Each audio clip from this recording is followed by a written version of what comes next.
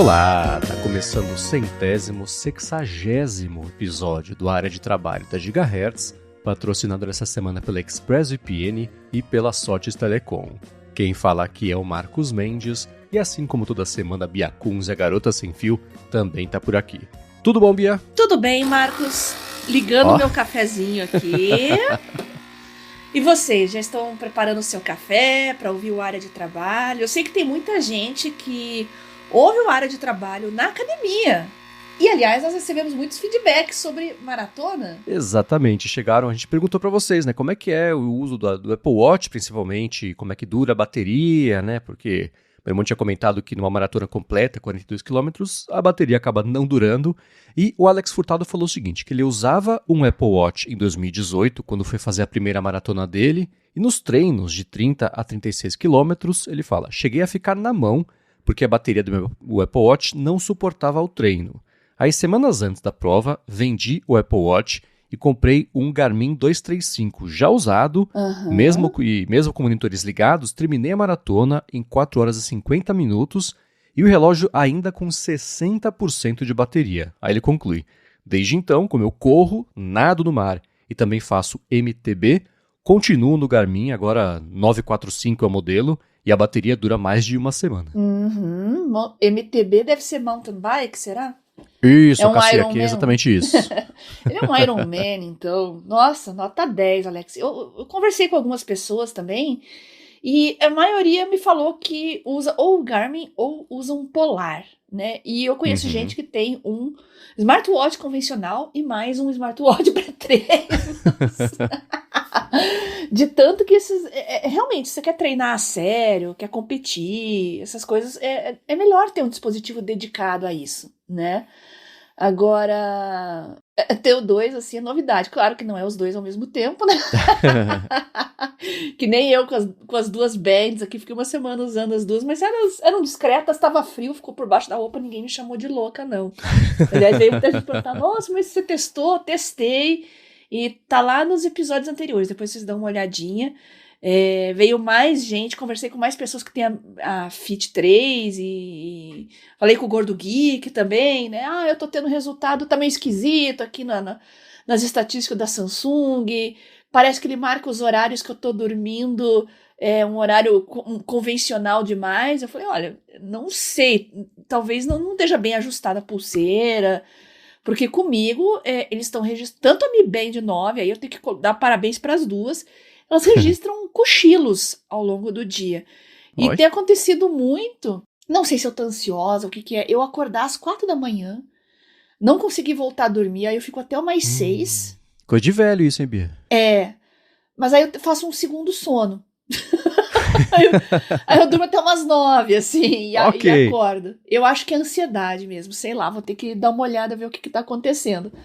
Mas, não fica sendo um tempo perdido. Eu já deixo o Kindle do meu lado ali, então eu já fico lendo um pouquinho, né, até o sono voltar. Mas tudo isso fica bem registradinho nas bands, assim, bem preciso, eu achei. E tô bem satisfeita, tanto a Mi Band 9 como a Samsung medem muito bem, embora o software e as estatísticas da Samsung eu acho bem melhores. Olha, que legal. Eles já estão adotando aquele que eu vi em evento, não lembro se era da Samsung ou do Google, que eles misturam as coisas, né? Que ia ter toda uma parte de mastigar os dados, botar uma IA para te gerar textos explicando, relacionando os dados, deixando mais fácil de você entender as suas tendências, o que aconteceu nos últimos exercícios. Eles já têm isso ou a entrega dos dados é um pouco mais, sei lá, tradicional, mais dura? Tradicional, ainda é tradicional. Mas, sei lá, eu tô pensando mesmo em dar um pulo para um Watch novamente. Eu tive 2, não me adaptei. Fui na loja da Samsung, experimentei porque meu punho aqui é fino, né? Então tem uns que ficam bem esquisitos no braço. Eu acho o Galaxy Watch, o Ultra, aquele que tem a pulseira laranja, lindo, maravilhoso. Mas é um monstro no meu braço. Não dá, gente. E é masculino demais, né? É bruto. Eu gosto mais de... mas eu acho mais bonitos os relógios masculinos que os femininos. Mas o Classic ficou muito bom. Eu quase comprei. Tá pra sair o 8, eu só não comprei porque vai que eles melhoram a bateria, sei lá. Tá saindo agora já umas primeiras análises. Uhum. Vou esperar um pouco, mas, gente, se a média de duração de um watch novamente for um dia pra menos, não serve pra mim. Às vezes que eu usava um watch... É porque é assim, eu gosto muito de usar pra dormir, vocês sabem disso, né? Medir o sono pra mim é fundamental. Uhum. Então, pra você carregar todo dia esse negócio, tem que ser na hora do banho. Só que 3 vezes por semana eu tomo banho na academia, né? Na época, tava tomando banho na academia, aí eu não colocava pra carregar, né? Aí o que acontecia?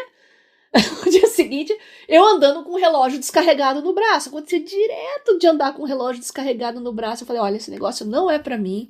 Aí eu comecei a usar as bands e realmente eu comecei a ter uma consistência nas medições e fiquei mais feliz. Uhum. Agora, isso tem que ser um negócio que tem que ser resolvido. Agora também colocando GPS, LTE... Poxa, não colabora com a bateria, né?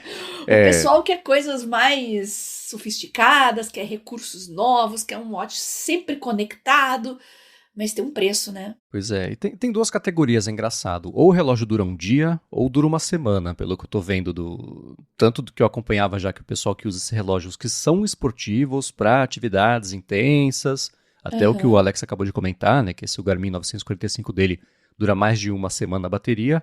Ou então é o outro lado, né? A bateria dura o suficiente para um dia e o pessoal acostuma a carregar todos os dias. Geralmente, mesmo que a pessoa faça exercício usando o relógio inteligente, são exercícios mais pontuais, né? Aquela coisa de 4, 5, 12 horas, ficar no meio do mato 3 dias, aí não tem muito pra onde correr, né? Engraçado que tem essa dicotomia. Verdade. Ou dura muito pouco, ou dura horrores. Certeza que tem uns que duram 4 dias, né? Mas é interessante ver como o mercado deu essa, não exatamente polarizada, mas deu essa organizada entre os dois perfis. Né? Não, tem que desligar os sensores, aí dura mais, só que perde a graça do brinquedo, né? Exato, né? O laptop dura horrores com ele fechado, né? Não é, o ponto não é esse, né? Não adianta muito. Pois é, mas obrigado ao Alex por ter mandado. E o Juliano mandou pra gente alguns links do Casio AE 1200. Falou que é um relógio icônico, robusto, funcional e barato. Ele mandou aqui os links da Amazon de duas opções, né? Tem tanto o preto quanto o prateado, R$120, uma coisa assim. É verdade, eu acho, Bia, que eu tive esse relógio, tenho quase certeza absoluta. Dos anos 90. E eu lembro uma vez que essa pulseira dele é uma pulseira de plástico, né? E criança, vai, né? Estraga as coisas. Eu tava no acampamento uma vez e eu lembro que eu tava na piscina, aí eu notei que o relógio tinha sumido. Aí eu perguntei, eu nunca esqueci isso, que engraçado, né? Eu perguntei pra um cara aleatório, eu tava sentado na borda da piscina, ele era era do acampamento também, assim, uma das crianças um pouco mais velhas. Ele falou, cara, é um relógio que é do tamanho do mundo? Eu vi que tava não sei onde, me marcou esse lance do relógio do tamanho do mundo, então eu bati nesse relógio aqui, eu lembrei desse cara quando eu tinha, sei lá, 10 anos de idade, falando que é um relógio do tamanho do mundo, no meu pulso de criança, certamente parecia 3 vezes maior do que ele é. Verdade, mas obrigado ele por ter não só compartilhado o link, eu vou deixar os 2 links aqui na descrição, né? Quem quiser a versão mais prateada, que ele até falou que ele acha mais bonita quanto a preta também, o link vai estar por aqui, mas me destravou essa memória. Eu tenho certeza que eu tinha, se não era esse relógio, era algo muito parecido com ele, mas acho que era ele sim. Eu acho lindo esses Cássios que tem uma bússola, tem um mapa mundi ali, cheio de funções. Toda criança dos anos 80 e 90 cresceu, foi para adolescência e teve, de acordo com o seu perfil, um desses dois. Ou foi esse Casio cheio de funções, se você era uma criança nerd, né? Ou então o G-Shock, se você era mais esportivo, mais ativo. Um desses dois, com certeza, vocês tiveram, né, ouvintes? Pode falar a verdade aqui pra mim. Eu sou uma criança que cresceu nos anos 80, eu sou uma criança que teve aquele Champion que trocava pulseira. Lembra disso? Tô caçando aqui, porque de memória... o feminino, das meninas, elas gostavam de trocar pulseira. Então eu tinha uma coleção. Aí tinha as pulseiras já, naquela época já tinha as do Paraguai também, porque a original era sempre mais cara. Que a avó de alguém trazia... Nossa, minha avó, eu lembro que estava na praia, ela comprou num camelô um kit com 10 daquelas pulseiras, mas nossa, fiquei mais feliz que pinto no lixo. Ai. Trocava de roupa, trocava pulseira, gente. Pode procurar aí, Champion, anos 80, troca pulseira. Vocês vão achar. Excelente. Eu encontrei aqui mesmo. Muito bom. E Bia, a gente bateu na semana passada aquele papo sobre IA e terapia e etc. A gente recebeu bastante feedback sobre isso e sobre esse encontro entre IA e saúde, na verdade. Foi bem legal ver os follow-ups de vocês, os contatos de vocês. Mas antes de falar sobre isso, eu vou agradecer a Sotes Telecom, que está mais uma vez patrocinando a área de trabalho e segue querendo falar com você que quer resolver de vez a telefonia IP e também a comunicação interna da sua empresa. A Sotes é uma operadora de voz e dados e ela oferece soluções de telefonia para empresas, tem um serviço de PBX na nuvem, por exemplo, que é a solução perfeita para a sua empresa ter mobilidade e facilidade para instalar ramais e linhas telefônicas também. Com o PBX em nuvem da Sotes Telecom, você implementa ramais na sua empresa totalmente pela internet, sem precisar de uma fiação nova, quebradeira, aquela complicação, pega o projeto do prédio, da casa, sei lá. E ela dispõe também de uma série de ferramentas para você gerenciar, como por exemplo, ter um painel de relatórios online para acompanhar as métricas das ligações das equipes. Além disso, com o PBX em nuvem da Sotes Telecom, você tem custo zero na comunicação entre a matriz e as filiais, e você também tem a possibilidade de integrar isso com o Microsoft Teams. Então, além de ter facilidade para administrar os a mais e ter acesso às métricas das ligações da equipe, você economiza ainda por cima com a comunicação interna. Já uma outra coisa legal é a seguinte: em várias regiões de São Paulo, a Sotes Telecom tem um link dedicado em fibra óptica para empresas. Então, para você que está atrás de qualidade de serviço, flexibilidade e baixos investimentos também em serviços de voz, conversa com a Sotes Telecom que eles vão te ajudar. Acesse o site deles que é sotes.com.br, sothis.com.br, ou vai no Facebook, vai no Instagram e procura por @SotesTelecom, comenta que você escuta a área de trabalho e dá o primeiro passo para resolver de vez a telefonia IP e a comunicação da sua empresa também. Muito obrigado à Sotes Telecom pelo patrocínio do área de trabalho e pelo apoio a toda a Gigahertz. Muito obrigado ao pessoal da Sotes Telecom por deixar os ouvintes da área de trabalho mais conectados e produtivos em suas empresas. Obrigado, e vamos lá, sobre aquele papo da semana passada envolvendo IA e terapia, o José Edinaldo mandou um episódio recente do O Assunto, o podcast lá do G1, que é Sessão de Terapia com Robôs. Eles falam até de um levantamento que a gente comentou aqui daquela revista de Harvard que mostrou que a busca está alta, né, por aconselhamento terapêutico, até para simular a sessão de terapia em chatbots, e o papo foi com duas pessoas. Primeiro com Paulo Bier, que é doutor em psicologia social, professor convidado da USP, do Instituto Gerard de Psicanálise também, e ele falou essencialmente o seguinte, né, que ele definiu que o mundo está mais doente, está precisando mais de diversos tipos de acompanhamento, e acompanhamento psicológico é caro, tem uma dificuldade de acesso, e a contrapartida é o quê? Né? Você ter uma oferta de contato de alguém que está sempre ali, que é no caso dos chatbots, e ele falou que o grande empecilho é o seguinte, que a terapia não resolve a situação sem resolver a causa do problema, né? Uma coisa é o sintoma, outra coisa é a causa, né? Você tentar resolver só o sintoma, eu tô triste aqui, o chatbot fala assim, vai dar uma volta. Não resolveu nada, né? E esse é o problema. E isso, neste momento, ele até é engraçado, que eu sempre falo, né, do ainda, ele comenta que isso o chatbot não consegue resolver, porque do jeito que ele funciona hoje, a arquitetura probabilística dele não calcula para resolver a origem do problema, que às vezes, quando chega lá, alguém chega com o problema, nem a pessoa que chega com o problema, nem o terapeuta sabe qual que é a origem, né? Você vai investigando, cutuca, conversa, tem o lance todo da reflexão, etc., até chegar numa causa que não tem nada a ver, aparentemente, com o problema, mas está conectado por um fiozinho ali, resolve um, resolve o outro. Estou resumindo bastante aqui, pelo amor de Deus, tá? Então, esse foi o que ele comentou. E teve o segundo papo, foi com a Ilana Pinsky, que fez o livro Saúde Emocional, Como Não Pirar em Tempos Instáveis, é colunista da Veja também. E ela mencionou aquele estudo que a gente comentou aqui, daquele Terabot. Lembra, Bia? Lembro. Que eles treinaram alguns modelos, treinaram bastante, tentativa e erro, e chegaram no resultado que as pessoas que fizeram acompanhamento psicológico com esses modelos, não é direto no ChatGPT, mas treinado específico, pós-treinado específico para isso, customizado, nesse caso específico do estudo super controlado, reduziu sintomas de depressão, ansiedade, distúrbio alimentar também. Mas ela falou, tá, o resultado foi esse. O que falta é saber, e depois de 20 semanas, como é que ficaram essas pessoas? Melhorou? Piorou? Seguiu melhorando? Voltou para a mesma? Isso não tem esse acompanhamento, mas foi um estudo que mostrou que existe um caminho, não é nada acessível, é muito específico, mas foi um bom contraponto sobre aquilo que a gente comenta de ter um uso específico, um treinamento específico para uma coisa específica. E esse modelo, o Terabyte, dificilmente vai fazer uma boa receita de bolo. Porém, ele tendo esse direcionamento, acaba, nesse caso controlado, tendo gerado um resultado melhor.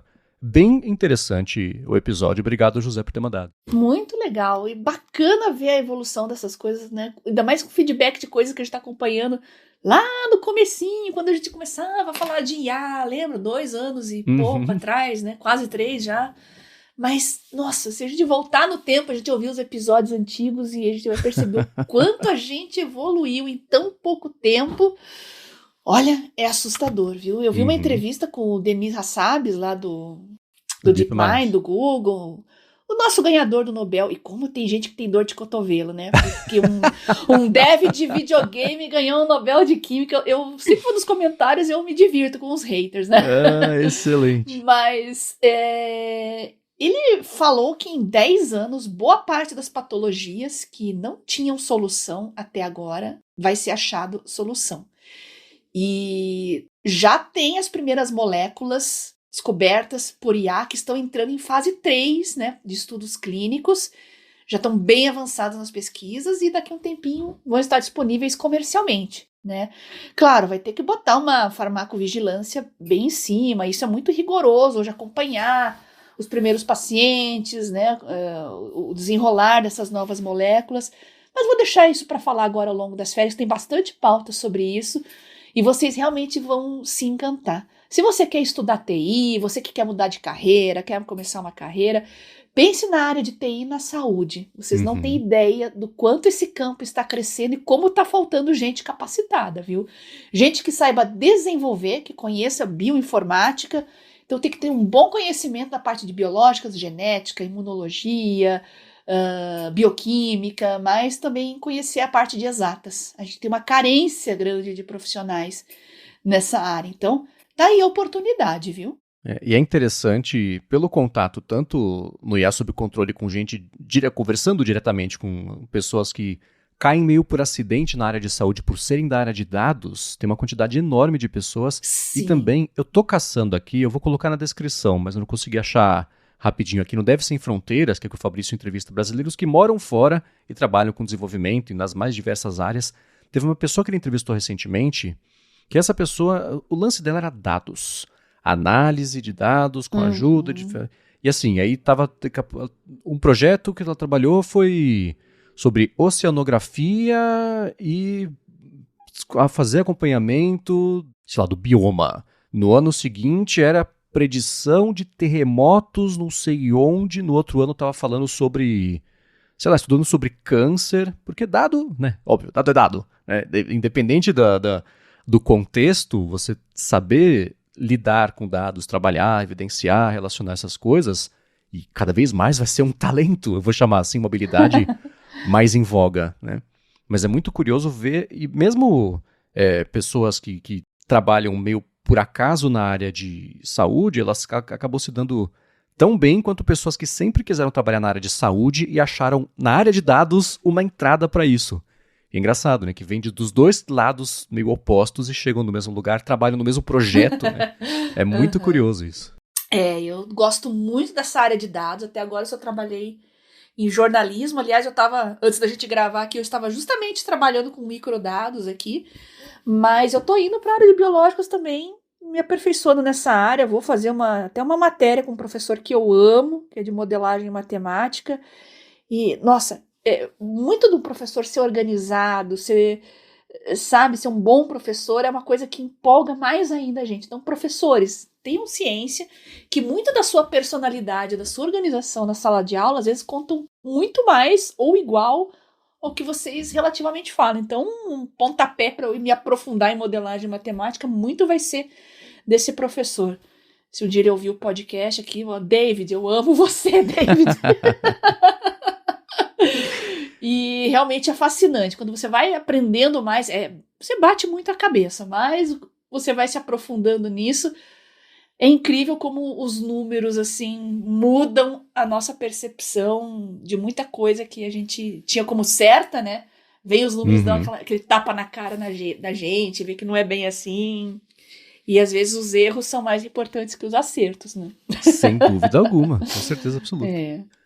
Ponto rápido que eu achei, o episódio 193. Ele mora hoje em Palma de Mallorca, na Espanha, mas nasceu em Feira de Santana. Uma trajetória super legal. Legal. O link vai estar aqui na descrição. Excelente, tá? Excelente. Agora, ainda sobre essa mistura de IA e saúde, um ouvinte anônimo que mandou um e-mail bem gentil pra gente, comentando que descobriu a Gigahertz recentemente, tá ouvindo tudo. Muito obrigado pelo seu e-mail. Ele falou o seguinte, né? Vocês falaram recentemente sobre escrita de artigos científicos, bibliografia, isso junto com o IA também. Ele fala, sou médico, tenho doutorado e costumo escrever artigos. Eu confesso que desde que eu comecei a brincar com a IA, ela me ajuda muito, principalmente a corrigir o inglês. Ele falou, já escrevo em inglês e parágrafo por parágrafo jogo no ChatGPT só para dar aquela polida no inglês e fica impressionantemente bom. E uma outra função, ele segue, né, que eu fiz uma vez foi criar o abstract, né, aquele parágrafo inicial ali que tem mais ou menos a proposta do estudo, por que está acontecendo, resultados bem preliminares ali, o resumão, né, do estudo todo.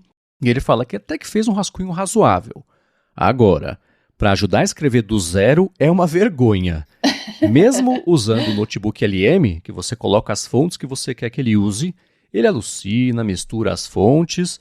Ele fala que no notebook LM gostou de usar para fazer perguntas e procurar só naquelas fontes, colocou uns 5 PDFs de livros e pediu para ele fazer questão para a prova, né, o assunto e tal, e ficou até que bom, mas não teve boas experiências com essa IA não, quer saber a nossa opinião. Primeiro, de novo, obrigado por esse contato, foi super interessante, né? É aquilo que eu sempre comento, que a gente fala aqui de um assunto, às vezes bate ali do outro lado em alguém que faz exatamente isso que a gente está comentando e tem algo a acrescentar muito bacana.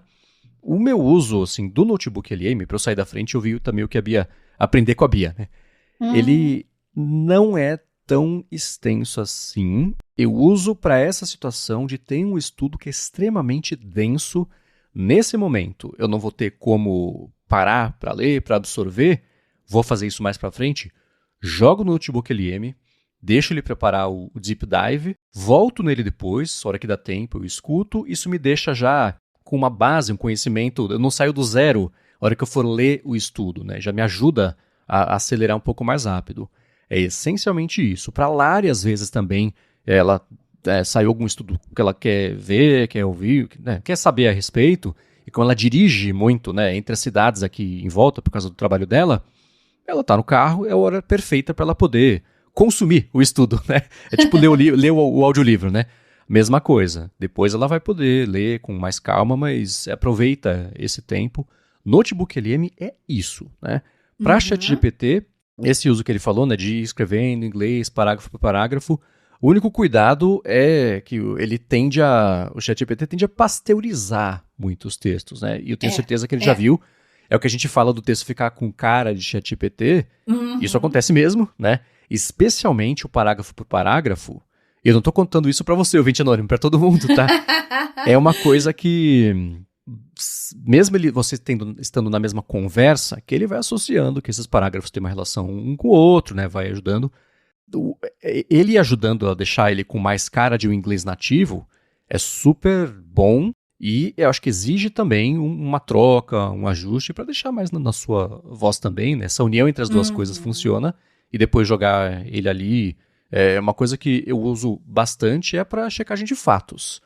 Garante que eu não estou falando nenhuma bobagem, não estou botando um dado errado, me confundir com algum número nesse artigo aqui, só para ter certeza que está tudo certo, não falar bobagem e passar vergonha. E isso ele é super bom, né? Então, meu uso tem sido basicamente esse. Mas e com você?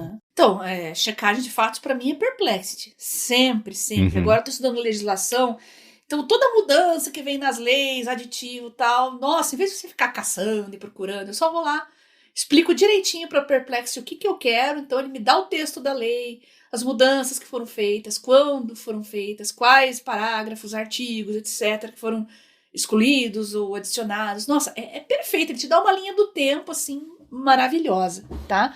Dizem que o Grok 4 tá fazendo muito bem isso também. Eu ainda não testei, então não posso falar.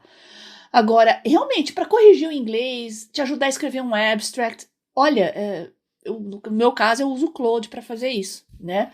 É muito bom, sabe? É perfeito.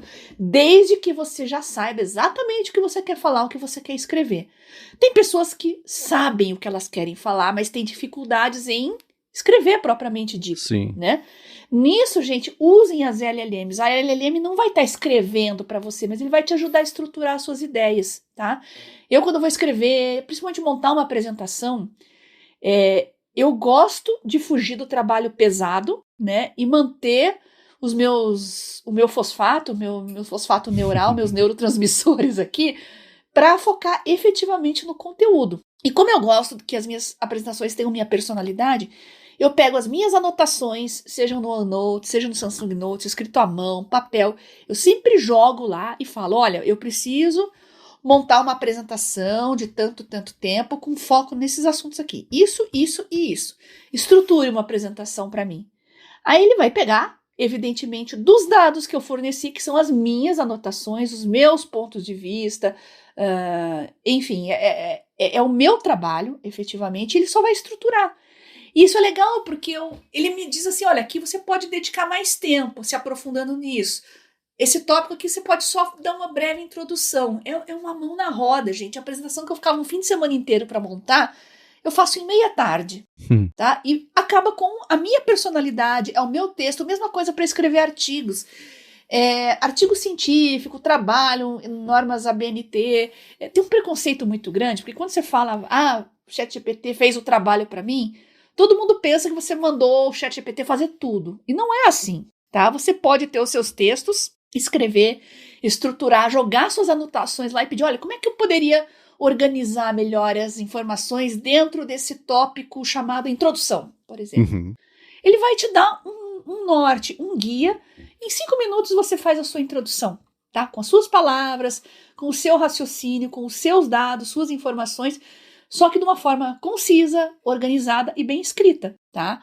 Então, entendam que para a escrita de artigos, POPs, né? Quem é da área de saúde sabe que POP é extremamente sistematizado, né? Por exemplo, na odontologia, como fazer um isolamento absoluto num paciente, né? É tudo uma coisa muito sistematizada, organizada, que tem que padronizar em clínicas, em serviços de saúde, etc., né? Então, nossa, as LLMs são perfeitas para fazer essas coisas, organizar essas coisas chatas, né? Passo 1, aplicar anestesia, sabe? Tudo muito sistematizado. Às vezes você esquece na hora que você está elaborando. Putz, eu mandei anestesiar o paciente sem passar o anestésico tópico antes, a pomadinha, né? Por exemplo. É um lapso, porque a tua mente quer ir direto no mais importante do procedimento. Então a LLM ali vai estar te dando uma mãozinha. Você esqueceu disso. Faltou um detalhezinho aqui. Então fica tudo muito bem organizado, bem estruturado. E fazer POP é um pé no saco. Usem as IAs para as coisas chatas, gente. E deixem o seu fosfato aí para as tarefas criativas, tá? É nisso que a gente tem que investir, né? Ganhar tempo. Eu gosto de escrever. O Marcos também adora escrever. A gente não vai dar para LLM escrever um artigo para gente. Porque a gente sente prazer nisso. E vocês têm que achar prazer também na escrita, se vocês querem seguir o caminho acadêmico e tal. Tem que gostar de ler e escrever, não adianta. Mas que um Claude, um ChatGPT pode te ajudar a pegar gosto, te ensinando e te orientando a fazer do jeito certo, invista nisso, porque nisso eles são bons. Agora, com relação às fontes aqui, o nosso ouvinte anônimo falou que é uma bagunça realmente. Buscar referências, organizar referências é um horror. Eu tô com um serviço salvo aqui, uma IA que promete resolver esse problema. Nem vou falar o nome porque eu ainda não testei e tem que pagar. Então eu tô coçando a cabeça aqui pensando, será que eu faço? Será que eu não faço? Eu vou decidir agora nas férias, né? Porque pode ser um baitzão, então não vou nem falar o nome, né? Mas, puxa, isso é um problema, gente. E organizar fontes, referência bibliográfica é uma chatice. Sim. Melhor ficar lá no Mendeley, por enquanto mesmo. Provavelmente o Mendeley vai adicionar uma IA, alguma coisa, e isso vai melhorar com o tempo, tá? Então, não conte com as LLMs para isso. Eu acho que os softwares já prontos possivelmente vão ganhar funções de IA e vão facilitar esse trabalho para a gente no futuro. Torço eu, né? Se alguém tiver novidades, me conte. Faz muito tempo que eu não mexo no Mendeley. Excelente. Vou deixar aqui o link na descrição para quem quiser conhecer. É claro que vocês também que tiverem mais impressões, mais opiniões, mandem pra gente, que essa é a parte mais legal aqui da gente fazer o podcast. Agora, ainda sobre esse cruzamento de IA com saúde, A Lohane mandou pra gente o link de um post lá do Anderson Corrêa no LinkedIn, que mandou o link de uma matéria sobre como um robô, pela primeira vez, fez a cirurgia, foi guiado por uma IA, que foi treinada, claro, para fazer isso, e operou vesículas biliares humanas com uma taxa de sucesso que diz que é semelhante à de cirurgiões experientes, e foi um robô que executou as 17 etapas cirúrgicas de todo o procedimento, corte, suturas, foi com precisão milimétrica, sem nenhum comando direto de humanos, né? Isso saiu na revista Science Robotics, eu vou deixar o link desse estudo aqui na descrição. E a diferença é que ao invés de ter sido controlado à distância, aquele o Da Vinci, eu acho que chama, o Leonardo, é um dos dois, que é uma máquina robótica, né, que você opera à distância, acho que é Da Vinci. E foi só aprendizado, né? Um aprendizado de máquina grande para fazer o modelo com a visão computacional, interpretar o que estava acontecendo e, com base nisso, tomar as decisões e agir em cima disso de uma forma precisa, né, para fazer mesmo a cirurgia. E ele foi aprendendo com os dados, erros, simulação, até conseguir chegar na operação mesmo. E eu vou dar uma espiadinha se isso tinha aparecido não faz muito tempo, né? E volta aquele papo de como tá rápido esse tipo de evolução. Uma IA que tinha sido treinada para dar sutura. E a partir do treinamento dela para dar sutura, ela, vou colocar entre muitas aspas aqui, tá? Ela generalizou para fazer outros tipos de movimentos e procedimentos cirúrgicos que ela não tinha sido treinada para fazer. E fez, e saiu, e aprendeu, de novo, muitas aspas, a fazer isso. Eu vou caçar aqui e deixo, e tinha um videozinho, né, aqueles dois, os bracinhos robóticos, né, que mostrava ela dando aquele pontinho e puxava e dava o nozinho e passava por dentro e tal, e ia fazendo. Ou era sutura, acho que era isso, sutura de cirurgia cardíaca, e ela generalizou para outros tipos de suturas em outros tipos de tecido, uma coisa desse tipo, eu vou deixar aqui na descrição. Mas aconteceu a primeira cirurgia inteira feita sem intervenção humana, do começo ao fim. Chegou esse futuro, Bia. Eu conheço um cirurgião aqui de Curitiba, cirurgião de coluna, que ele fala: cirurgião de coluna é mecânico de gente. As cirurgias robóticas já são uma coisa completamente Black Mirror, né? Se você for ver bem, as cirurgias laparoscópicas, né? Hoje a meta desse tipo de tecnologia nas cirurgias é provocar o mínimo de dano tecidual possível na hora de você fazer uma incisão, afastamento de tecidos. No caso, uma cirurgia de coluna, por exemplo, acho que muita gente não sabe, mas são 2 cirurgiões que fazem a cirurgia. Um é um cirurgião de acesso, que ele é responsável só por acessar a região que efetivamente o mecânico de coluna vai lá trabalhar, né? É uma coisa muito detalhada e, nossa, é fantástico. Agora, sem qualquer ajuda humana, dá um arrepio, né? Você pensa na Skynet lá começando a operar a gente, dá um sustinho, né? Mas veja que o objetivo é fazer coisas que o olho humano, que o trato motor fino humano, às vezes é incapaz de fazer em regiões muito pequenas, muito delicadas. Então, por que não uma IA ajudar ali a tomar as melhores decisões, né? De se pensar. Mas eu acho que isso a gente está admirado só agora, viu, Marcos? Acho que daqui a um tempo a gente vai estar normal. Ah, sim, vai ser como, sei lá, fertilização in vitro, fantástico. Qualquer coisa que existe graças à própria ciência, né? Isso, sem dúvida alguma. Até vocês, cirurgiões, né? Falam, nunca ninguém vai me substituir. Não é uma questão de substituir. Aprenda, conheça as novas tecnologias, se aprofunde, seja um profissional diferenciado, até para uma coisa tão específica como uma cirurgia de coluna, por exemplo, é importante você estar por dentro de todas essas revoluções tecnológicas que a gente comenta aqui no podcast. Ah, sem dúvida alguma, né? E engraçado, logo que eu comecei a sair com a Larissa, comecei a ter um pouco mais de contato com o mundo médico e de procedimentos e etc. Tinha muita coisa. Tudo bem que existem, né? Tem hospitais e hospitais, você tem desde do particular, do ultra alto nível, até... Tem várias camadas de SUS, né? Até o SUS com bem menos recursos, né? E ela ia me contando as coisas, pensando, nossa, isso daqui a 5 anos não vai mais ser assim, já vai estar automatizado. Nossa, isso aqui daqui a 15 anos não vai ter mais isso, vai ser automatizado. E é legal agora que a gente está junto há 5 anos, né? Eu vejo um pouco desses reflexos desde quando ela passou a fazer cápsula endoscópica, por exemplo. A pessoa engole a câmera passa pelo trato digestivo e você vai vendo ali, frame a frame, o vídeo inteiro em busca de um pontinho que possa ser alguma coisa, né? É super rudimentar, né? E isso era uma empresa israelense, e quando caiu a patente, um monte de empresa chinesa, óbvio, né? Fez coisas parecidas, e algumas passaram a incorporar, chama de IA, né? Alguns modelos que já pré-sinalizam em alguns lugares ali da filmagem, das fotos, o que pode ser alguma coisa, sugestivo de alguma coisa. Claro que tem que ver do mesmo jeito, né? Tudo, mas já vai facilitando. Tem outro exame que ela faz, que chama CPRE, que é colangiopancreatografia retrógrada endoscópica, uma coisa super específica, né? E serve para quando tá com uma pedra ali na via biliar, uma coisa assim, você vai com um caninho e abre e tira. E para você conseguir chegar, é quase num método de tentativa e erro até você conseguir entrar mesmo na papila.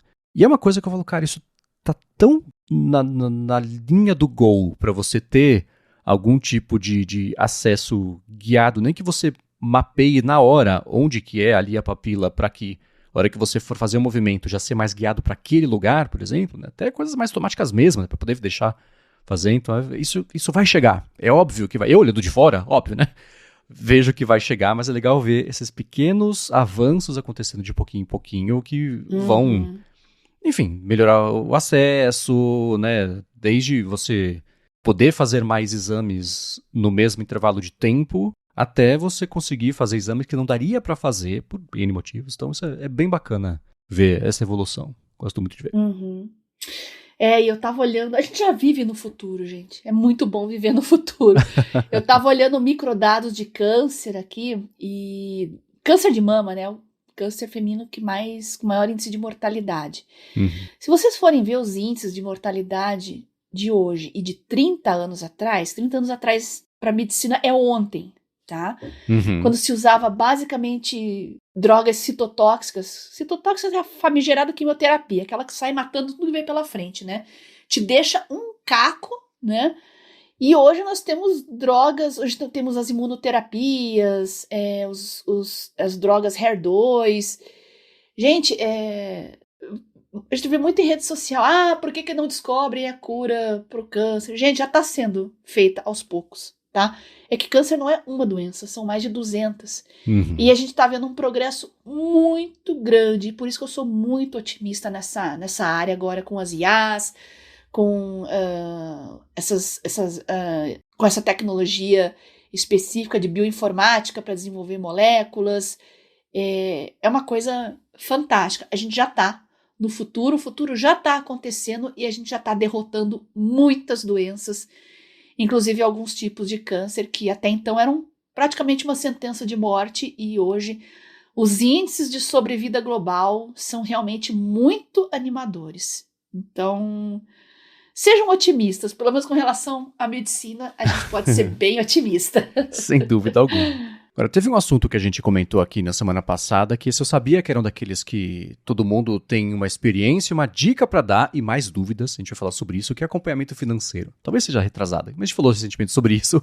A gente vai seguir esse assunto, mas antes disso, eu vou tirar um minuto do episódio para agradecer a ExpressVPN, que está mais uma vez patrocinando a área de trabalho e que segue oferecendo um mês de graça para você experimentar o serviço e depois 3 meses de bônus se você assinar o plano anual em expressvpn.com/adtrabalho. Eu viajei no último fim de semana, portanto eu usei a ExpressVPN para proteger os meus dados enquanto eu trafegava por Wi-Fi que eu não conhecia. Exatamente o que eu sempre falo, né? Teve o do hotel, teve o do aeroporto, teve o do avião, né? Vai saber que dados estão sendo coletados, para onde eles estão indo, por que isso está acontecendo. Isso vai falar da segurança mesmo do Wi-Fi, né? Para entrar no banco, fazer login de alguma coisa, né? Então eu roteei minha conexão pelos servidores e pelos canos impenetráveis criptografados da ExpressVPN e tive a certeza de que os meus dados, para onde eu estava indo, por quê, quem eu era, né? Não foram explorados, coletados para vai saber por quê. E o bacana é que isso aconteceu sem eu perder velocidade na conexão, consegui trabalhar numa boa, fazer tudo o que eu precisava, e isso é uma coisa bem legal de você poder fazer com desconto ainda por cima. Desconto não, né? Você testar por um mês e depois com 3 meses de bônus, e você pode ver como é fácil colocar no seu telefone, no computador, na Apple TV, como eu uso aqui em casa basicamente todo dia, no roteador de casa, na TV, dependendo do modelo, e aí para assinar o plano anual, você ganha 3 meses de bônus em expressvpn.com/adtrabalho. Muito obrigado, ExpressVPN, pelo patrocínio de mais esse episódio do podcast e pelo apoio a toda a Gigahertz. Muito obrigado, pessoal da ExpressVPN, por deixar os ouvintes do área de trabalho mais informados, consumindo muito conteúdo e deixando a família também mais segura. Muito obrigado. E vamos lá, do acompanhamento de finanças, o Juliano falou o seguinte: sempre fui simpático ao Moneylog, do Aurélio Jargas. Ele falou que o legal é que basta você alimentar um TXT no Google Drive, no formato que ele entende, ele deixou o link na descrição que eu vou deixar aqui a parte de input do Moneylog, ele te dá já um belo de um panorama. Tem a versão Portable, também o link vai estar aqui na descrição, e tem até um conversor de formato, pra você poder importar os dados do Internet Banking, por exemplo, e aí ele fazer a mágica dele falou que vale conhecer. Legal, gente, olha aí. Quem estava pedindo dicas, vão lá dar uma olhadinha no Moneylog e contem pra gente como é que foi essa experiência, se funcionou tudo direitinho, como é que é essa versão Portable, se funciona bem, e a gente vai querer saber e vamos comentar no futuro. Sem dúvida alguma, obrigado por ter mandado a dica. Agora, o Samuel Grunert falou o seguinte, que ele não viu o episódio da semana passada, então foi na retrasada que a gente falou de dinheiro, né? Foi. Mas ele fala, queria ver se vocês podem sugerir ou até mostrar a planilha de controle de gastos que vocês usam, né? Ele falou que sei que o Mendes deve ter uma bem doida, talvez um print sem número já resolva. Ele fala, qualquer coisa, só para auxiliar um pouco, dar uma clareza de como montar a minha, vou começar isso em breve, qualquer dica é bem-vinda, qualquer print é válido. Samuel, eu vou fazer o seguinte, eu me sinto meio exposto compartilhando a planilha, mesmo toda zerada, tá? Então eu vou pintar só um quadro mental aqui de como é que ela é, eu acho que vai dar certo. É bem doida? Não, é bem até doida que a sua planilha? não, isso tem que ser o menos doido possível, pra garantir que não vai faltar nenhum zero e ter uma surpresa no fim do mês ou do ano, né? Ou vai saber. Então, ela é super simples. Cada coluna é um mês. Eu tenho abas, cada aba é um ano. E uma faz referência à outra. Em dezembro, eu puxo os dados em janeiro da de dezembro, então dá pra fazer isso. Eu faço no Numbers, que é super. Se eu consigo fazer isso, é porque é fácil. E dá pra. Esses dias eu pedi, putz, GPT, eu quero fazer aqui uma coisa para poder dividir o dinheiro que esteja só nos dias que tem valor. Ele fala, deixa comigo, pá, põe essa fórmula aqui. Ele fez, funcionou. Então isso funciona bacana, pedir ajuda para GPTs e coisas assim, tá? Então, cada coluna é um mês e cada linha é ou a entrada ou a saída de dinheiro. Eu agrupo, eu deixo primeiro todas as entradas de dinheiro do mês, faço um total e abaixo disso as saídas do dinheiro do mês, faço um total também e depois o totalzão das duas coisas. Eu sinalizei, eu uso, né, quando um valor é positivo eu coloco só o número, quando o valor é negativo eu coloco entre parênteses, ao invés de deixar o menos, eu acho que fica mais limpa assim a planilha. E eu fiz lá no Numbers, e eu sei que no Excel também tem, o condicional da célula. Se for um valor positivo, você deixa um verdinho. Se for um valor negativo, você deixa um vermelhinho. Nessas linhas aqui, né, de total, você deixa um vermelho mais forte, um verde mais forte, para poder bater o olho e saber, né, poder ver ali, marcar mesmo qual que é o limite de cada coisa. Nessas eu deixo também um negrito. E é tudo um retangulão só. É que no Numbers tem isso, né, de você poder fazer dentro de uma página, de um canvas, você ter várias planilhas mesmo diferentes. Eu deixo isso numa só e eu agrupo, por exemplo, né, fica ali numa linha gás, outro internet, outro luz, que seja, coisa assim.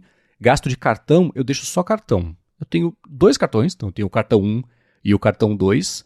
Eu deixo entre parênteses no nome, né? Cartão, entre parênteses 5, por exemplo, que o meu vencimento é no dia 5 e organizo as linhas por ordem de vencimento, né? Para ficar mais um retrato melhor ali do mês, do que já foi, do que ainda não foi. Isso funciona bem. Não tem influência nenhuma na planilha, porque são só somas, entre aspas. Mas ainda assim, né, eu bato o olho, hoje é dia 15, eu já sei aqui que tem mais esses 2 para vencer nesse mês, esse tipo de coisa. Aliás, tem um hoje que eu preciso pagar. Aliás, não uso débito automático. Vai de cada um, né? Para não ter nenhuma surpresa. E eu sei que se você pagar com débito automático a mais, ele devolve o valor dobrado, mas eu prefiro fazer assim. Então, esse é basicamente o que eu coloco. Eu sei que muita gente tem, por exemplo, sei lá, a aba ou a planilha do cartão e coloca input por input, dado por dado que foi cobrado ali. Eu fazia isso há 15 anos. Hoje em dia, você precisa vira um trabalho, né? Você botar os registros 4,50 de Uber, 2 e não sei quanto, sei lá, uma assinatura. Então, parei de fazer isso. O meu acompanhamento do cartão é na fatura do cartão e pronto, né? Então, aí vai de cada um mesmo, do controle que você quer colocar. O que eu comentei do meu irmão, por exemplo, né? Que a planilha dele, que merece um prêmio, né? Ele tem as categorias, dependendo do que ele coloca, já categoriza automaticamente. A partir disso, faz um gráfico de pizza e a evolução.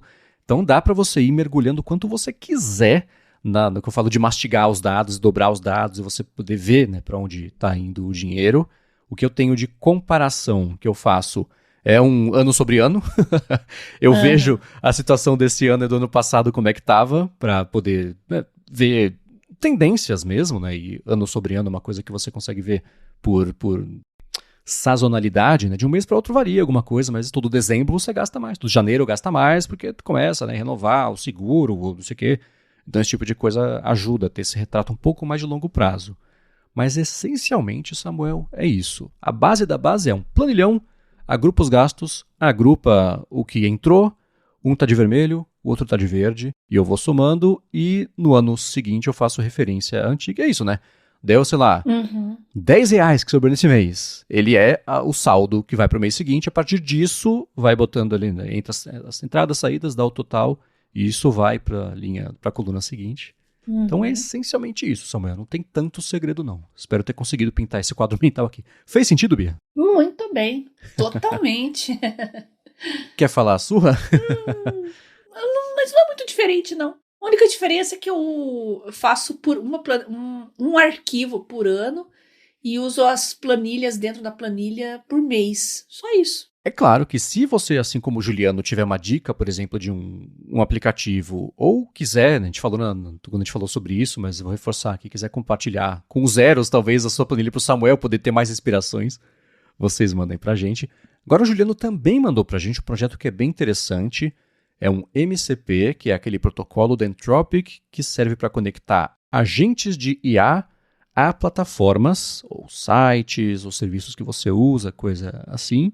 E esse projeto conecta o MCP direto no portal da transparência do governo. E aí tem um passo a passo, eu vou deixar o link na descrição para um vídeo que o autor do projeto fez e também para o GitHub, que também mostra, né, como é que você faz. Você basicamente pluga o Claude, digita lá as informações, o CNPJ, o CPF e pronto. Ele, por trás ali, orquestra tudo, puxa licitação, contrato, emenda, viagem, entrega mastigadinho para você poder analisar. Então é uma orquestração automatizada para chamadas para a API do portal de transparência do governo federal brasileiro. Tem que pegar a API lá. No vídeo que vai estar aqui na descrição, ele mostra, né, como é que você faz isso. E puxa, desde, né, dado do servidor, viagem, licitação, contrato, despesa, benefício, sanção, convênio, imóvel, emenda, nota fiscal, até dado específico da pandemia, né, do coronavírus. É uma aplicação que eu achei muito interessante para facilitar esse acompanhamento, a prestação de contas de informações que são públicas, você poder dar uma espiadinha.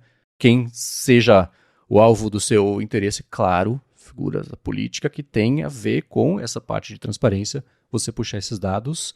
Agora também mostra o potencial perigoso para isso, né?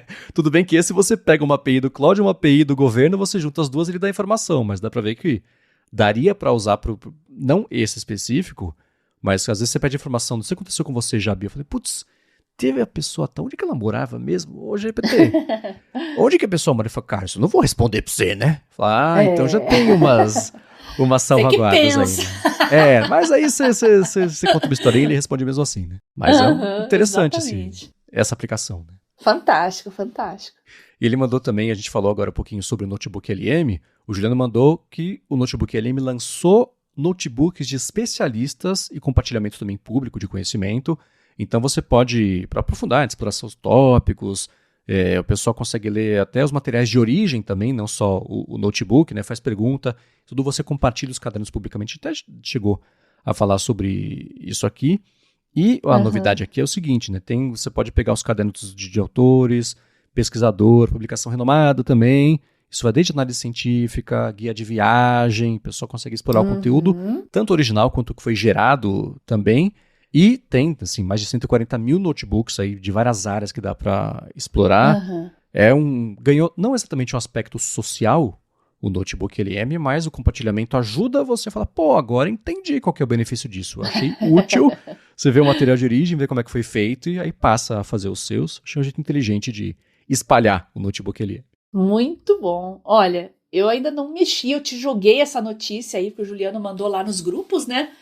Mas eu tô louca, ansiosa para explorar esses notebooks especialistas. Quero ver os assuntos que tem lá. E, infelizmente, eu não posso compartilhar os meus, gente, porque o conteúdo não é meu, é slide de professor, essas coisas, né?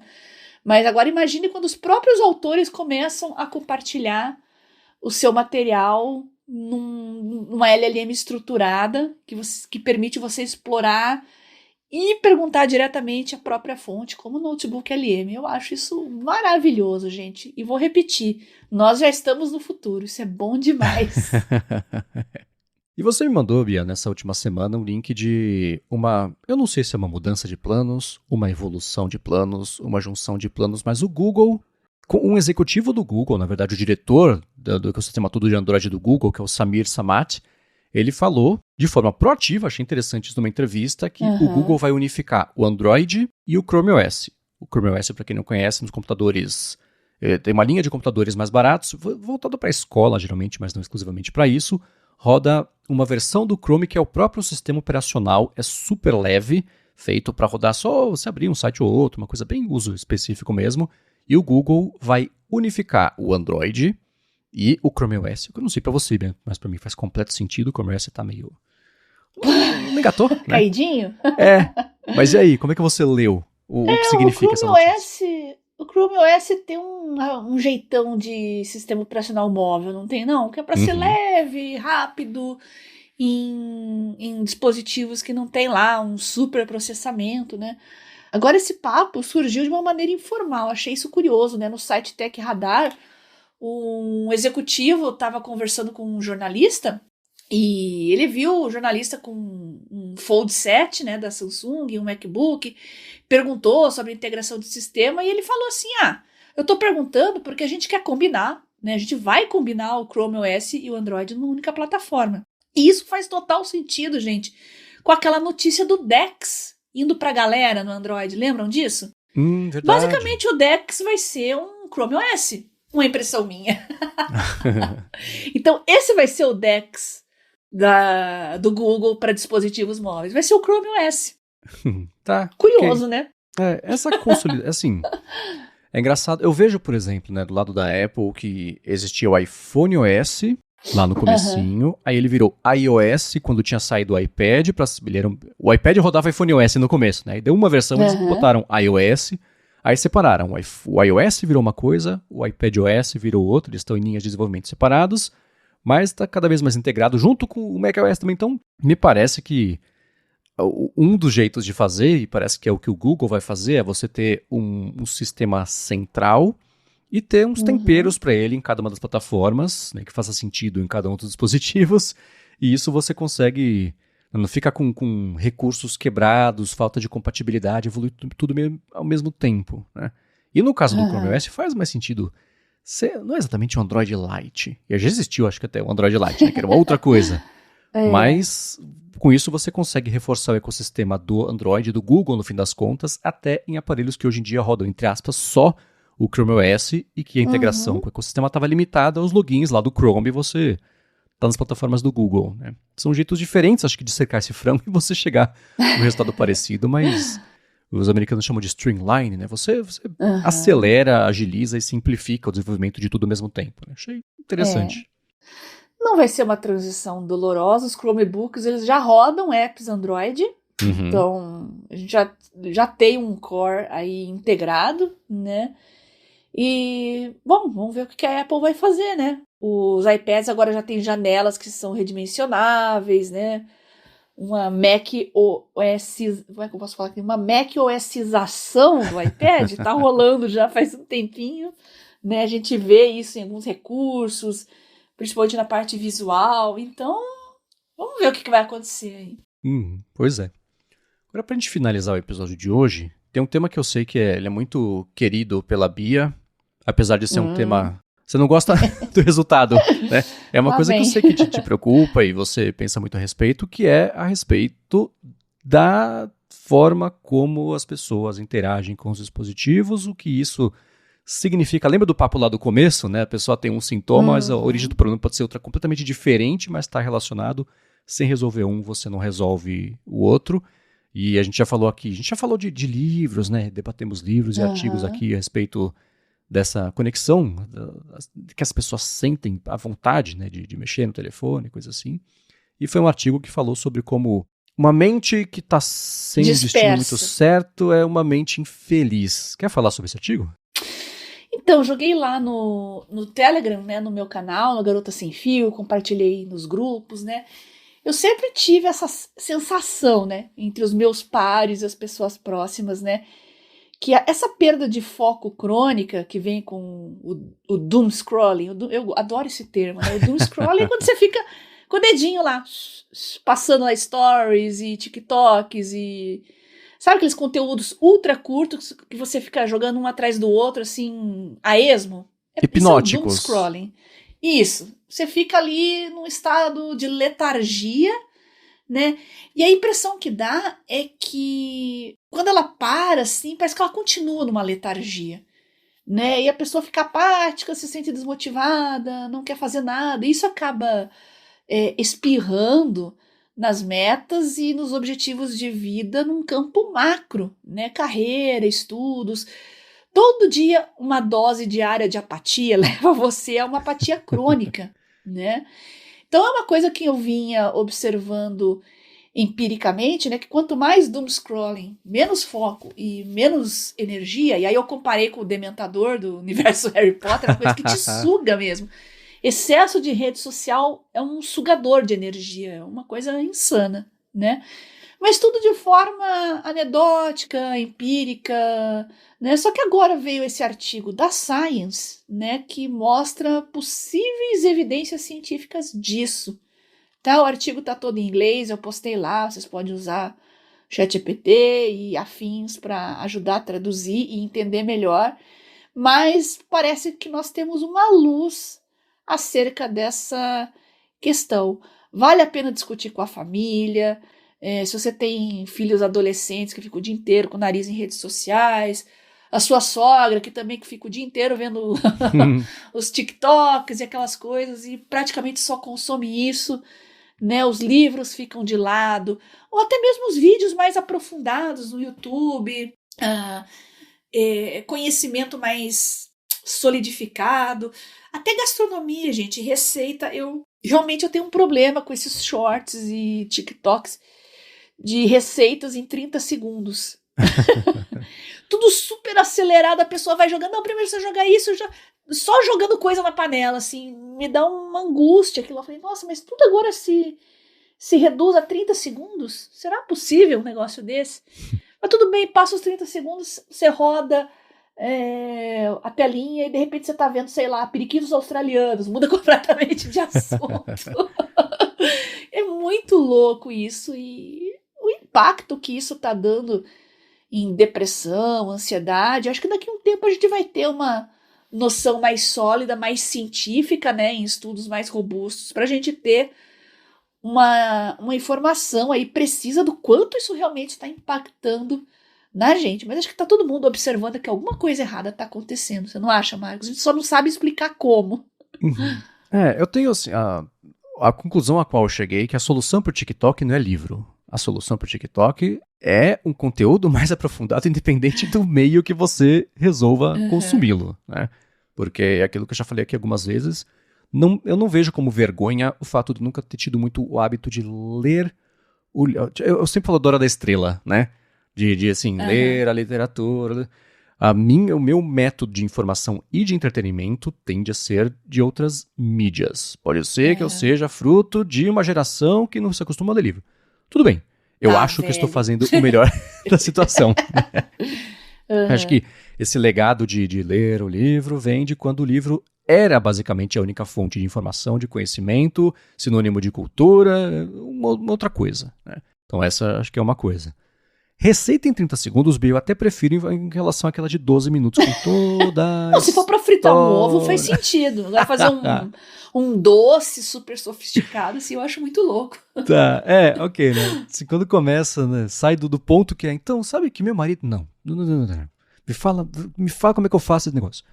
Mas tirando esse ponto que foi o exemplo específico que você deu, eu concordo com você sobre todo o outro resto, né? Eu falei de conteúdos hipnóticos, eu não esqueço, né? Que foi uma coisa que o pessoal lá do Hard Fork comentou, que eles também não eram muito de TikTok, resolveram fazer um experimento eu lembro que saiu um estudo que falou assim, TikTok, se você usar pela primeira vez, a partir do vídeo 128, pronto, você tá viciado. Era uma coisa meio assim. E o cara falou, quer saber, vou fazer um experimento. Vou abrir, começar aqui um TikTok, uma conta zerada, e vou ver 128 vídeos, porque acontece, né? Resultado, não ficou viciado, mesmo que foi um estudo já feito, né, com essa premissa de brincadeirinha, mas ele falou, né, que era curioso como tinha muito vídeo que era feito pra te fazer seguir prestando atenção, não porque o conteúdo é interessante, mas pela forma como ele era editado. E eu vejo muito isso, né, aqueles vídeos que mostram o processo de pegar um toco de madeira e fazer uma cadeira miniatura.